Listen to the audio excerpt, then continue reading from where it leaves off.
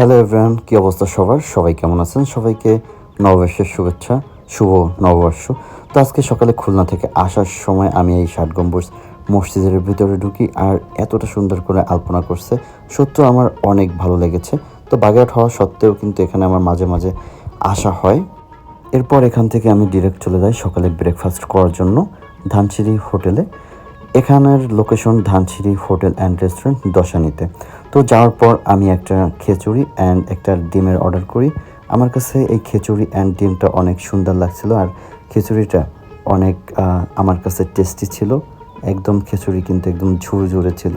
তো আমার কাছে খিচুড়িটা অনেক ভালো লেগেছে। তো আপনারা চাইলে এখানে সকালে নাস্তা সহ অন্যান্য খাবারের জন্য আসতে পারেন। এরপর এখান থেকে খাওয়া দাওয়া শেষ করেই আমি একদম বাসার উদ্দেশ্যে বেরোই পড়ি। তো আজকে এ পর্যন্তই। আপনারা সবাই ভালো থাকবেন। আপনাদের সবার সুস্বাস্থ্য এবং দীর্ঘায়ু কামনা করছি। সবাইকে নববর্ষের শুভেচ্ছা।